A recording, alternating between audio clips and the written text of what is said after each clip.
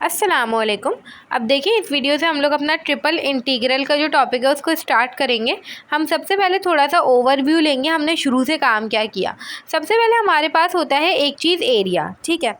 कैसे आता है? अगर मैं सिंगल इंटीग्रल की बात करूँ, मेरे पास कोई भी लिमिट्स है, मेरे पास कोई भी फंक्शन है, ठीक है, और इंटू डी एक्स है, तो मेरे पास एरिया निकल के आ जाता है, ठीक है।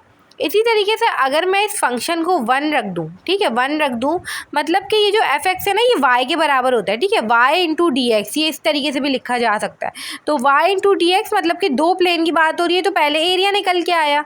फिर जब हमने वाई वाली चीज़ हटा दी, मतलब एफ एक्स हटा दिया, एफ एक्स को 1 रख दिया, तो हमारे पास सिर्फ डी एक्स रह गया, मतलब सिर्फ एक प्लेन रह गया, मतलब सिर्फ एक एक्स रह गया, ठीक है। तो लेंथ निकल करके आ गई। अब अगर मैं इसी तरीके से वॉल्यूम की बात करूँ, तो यहाँ पे मैंने डबल इंटीग्रल लगाया, एफ एक्स का एक फंक्शन आया इंटू डी ए का मतलब D X into D Y, मतलब एक एफ एक्स का function D X into D Y, 3 चीज़ें हो गई, तो ये वॉल्यूम आया। और अगर मैंने एफ एक्स को 1 रख दिया, तो सिर्फ डी ए रह गया, मतलब D X into D Y, मतलब कि सिर्फ 2 चीज़ें रह गई, प्लेन रह गए 2, ठीक है, 2D, तो मतलब कि एरिया निकल के आएगा अगर हमने फंक्शन को 1 रखा तो, ठीक है। इसी तरीके से अब हम ट्रिपल इंटीग्रल की बात करते हैं।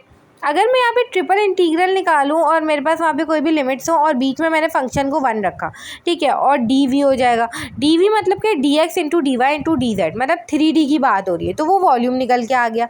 अगर मैंने ट्रिपल इंटीग्रल रखा और कोई फंक्शन भी रखा और फिर डी वी भी रखा, तो मतलब ये 3D से आगे की बात जा रही है, जो कि हो नहीं सकती, तो उसकी कोई फिजिकल इंटरप्रिटेशन होती नहीं है, ठीक है। तो ये चीज़ है, आपको ध्यान में रखनी है। अब देखिए, इसके हम क्वेश्चंस करेंगे तो बाकी हमें सही से समझ आएगा कि हमें किस तरीके से चीज़ों को सॉल्व करना होगा। उससे पहले 2 चीज़ें हैं, हमारे पास 2 तरीके के क्वेश्चंस होंगे, या तो हमें रेक्टेंगुलर रीजन गिवन हो या तो हमें नॉन रेक्टेंगुलर गिवन हो। जिस तरीके से डबल इंटीग्रल में होता था कि भाई अगर आपके पास रेक्टेंगुलर है तो जो आपकी लिमिट्स होगी ना वो कांस्टेंट होंगी, मतलब मैंने यहाँ पे कांस्टेंट लिमिट्स लिखी हैं A B C D E F, ठीक है, ये सारी कांस्टेंट लिमिट्स हैं। और ये रेक्टेंगुलर रीजन में होगी। रेक्टेंगुलर रीजन का मतलब ये है कि आपके पास या तो रेक्टेंगल हो, स्क्वायर भी हो सकता है, ठीक है। इसी तरीके से अगर हमारे पास नॉन रेक्टेंगुलर रीजन हो तो आपके पास एक लिमिट जो है वो कांस्टेंट होगी, ठीक है, और 2 लिमिट्स वेरिएबल होंगी।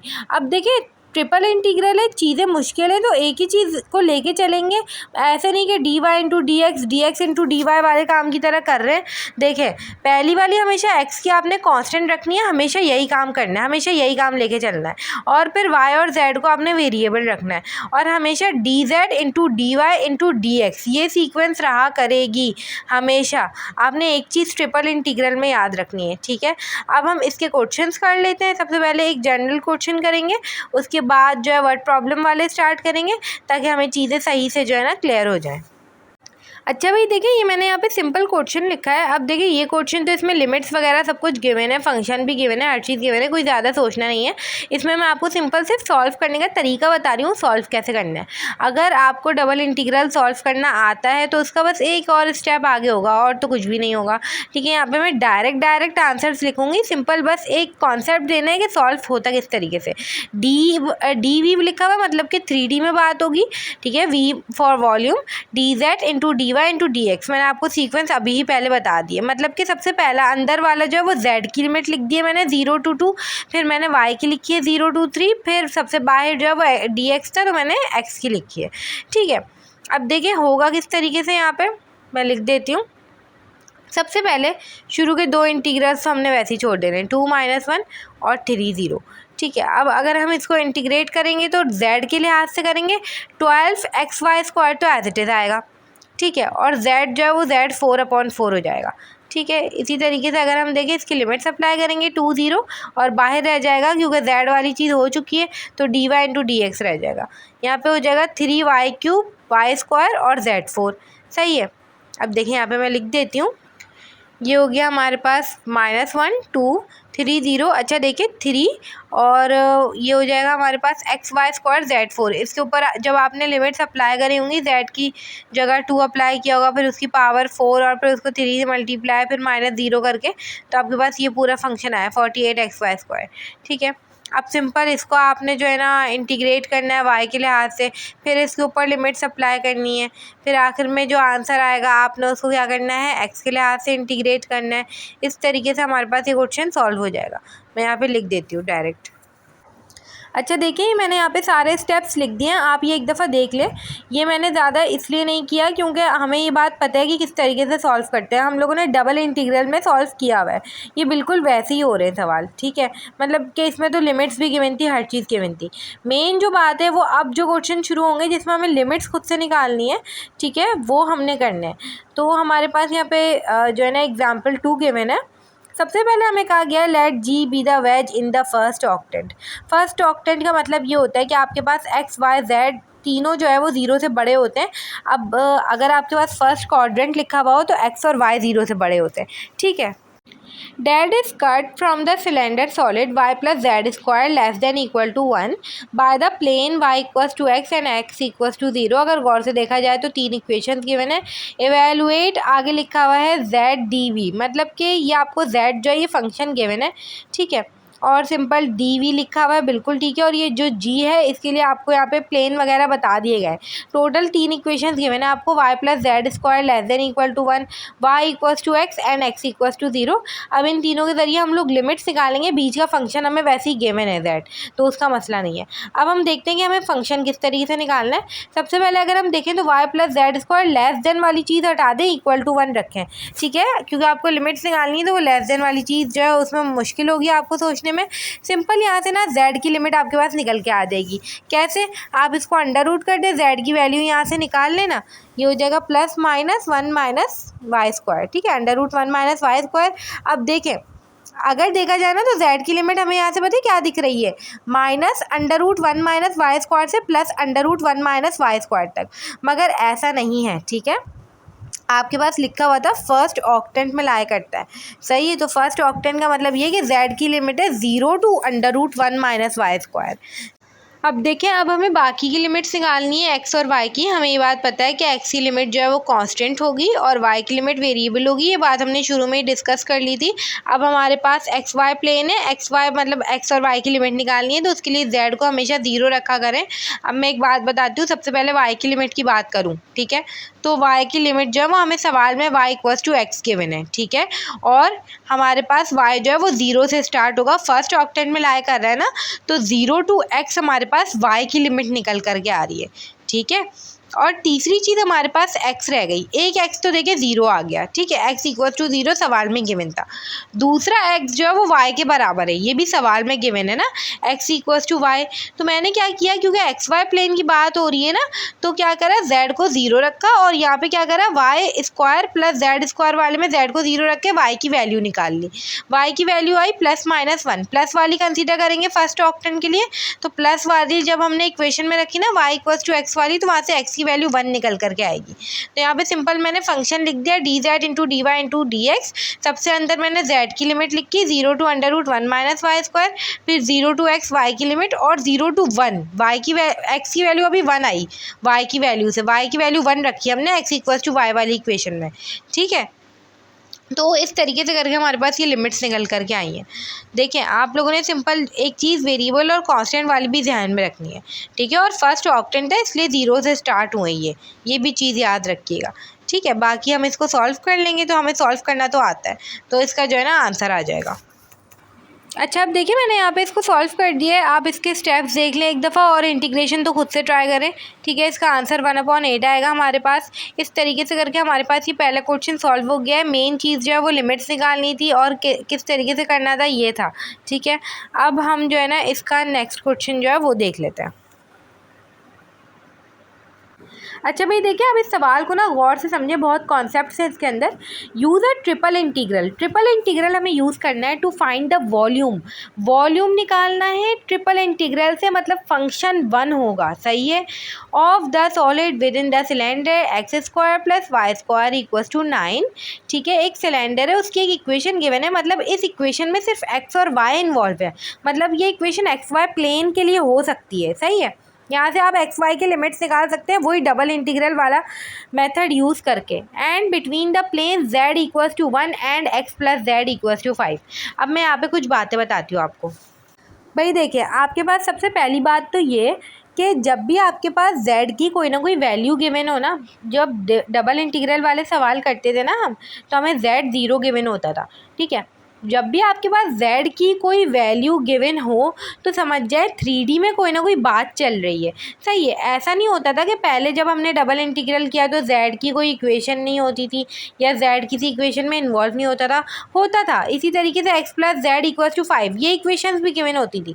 सही है, मगर हम उसको किस लिए यूज़ करते थे, z = 5 - x आ गया, अगर मैं यहाँ पे x को दूसरी साइड पे ले जाऊँ 5 - x हो जाता है ये, ठीक है। और इसको हम एज अ फंक्शन यूज़ करते थे। डबल इंटीग्रल के अंदर जो फंक्शन लिखा करते हैं ना, वो हमारे पास होता था। z की वैल्यू जो है ना वो फंक्शन हुआ करता था डबल इंटीग्रल में। मगर यहाँ पर अगर हम देखें तो हमें कहा गया है भाई आपने वॉल्यूम निकालना है ट्रिपल इंटीग्रल से, मतलब फंक्शन की तो बात ही खत्म, वो तो 1 ही है, ठीक है। दूसरा ये कि यहाँ पे देखिए z की कोई ना कोई वैल्यू गिवन है, मतलब z जो है वो 1 गिवन है। अब आप इसको डबल इंटीग्रल से सॉल्व नहीं कर सकते। सही है, अगर आप डबल इंटीग्रल की तरफ गए, ठीक है, पेपर में फॉर एग्जांपल सवाल आया और आपको नहीं कहा गया कि आप इसको ट्रिपल इंटीग्रल से सॉल्व करो, आप डबल की तरफ जाते हो तो आपने z = 5 - x करके ये तो फंक्शन कर लिया, ठीक है, फंक्शन बीच में लिख दिया और आपने x² + y² = 9 से x और y की लिमिट निकाल ली। सही है, अब आपने ये सोचा कि हाँ ऐसे डबल इंटीग्रल से भी तो हो सकता है, मगर आपने पता है क्या करा, आपने z = 1 को इग्नोर कर दिया। सही है, जो कि आपने नहीं करना। z = 1 का मतलब ये है कि यहाँ पे ट्रिपल में भी कोई 3D में भी कोई बात चल रही है। सही है, तो आप इसको इग्नोर नहीं कर सकते। तो इसकी समरी बात की ये कि जब भी आपकी z की कोई वैल्यू गिवन हो ना, 1 2 3 कोई वैल्यू गिवन हो z की और कोई इक्वेशन में भी z इन्वॉल्व हो, सही है, तो फिर आप जो है वहाँ पे ट्रिपल इंटीग्रल ही यूज़ करोगे। ये इस बात की समरी थी। अच्छा भाई, अगर मैं सबसे पहले बात करूँ, हमें पता है फंक्शन तो 1 है, ठीक है, z की लिमिट्स निकालते हैं सबसे पहले। तो z एक जो है वो 1 गिवन है और दूसरी इक्वेशन में गिवन है, ठीक है। तो z = 5 - x, मतलब कि z की लिमिट निकल के आ गई 1 to 5 - x, ठीक है। इसी तरीके से x और y की लिमिट्स मैं इक्वेशन से निकालूंगी, x² + y² = 9।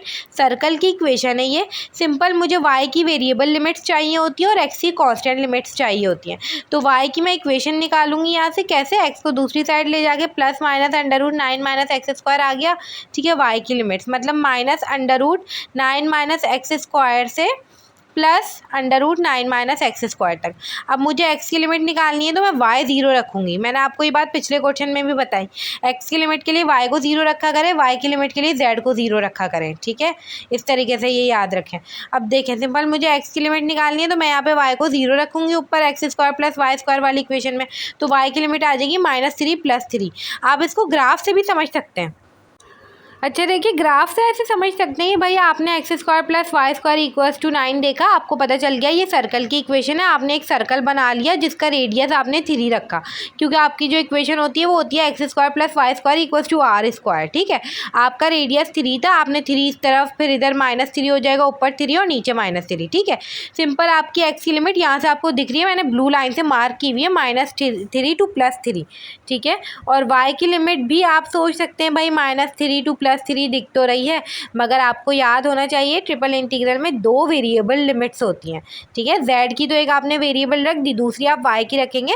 y को भी आप कांस्टेंट ट्रीट नहीं कर सकते, इसलिए y की हमने उसी सर्कल की इक्वेशन में से इक्वेशन निकाल ली, ठीक है। तो ये तरीका होता है ग्राफ से देखने का। अगर आपको ऐसी चीज़ें समझ नहीं आती तो आप ग्राफ से देख लें।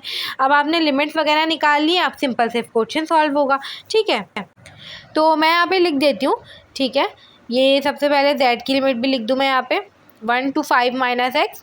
और बात याद रखिएगा, जब भी z की कोई वैल्यू गिवन हो तो ट्रिपल इंटीग्रल होगा वहाँ पे, ठीक है।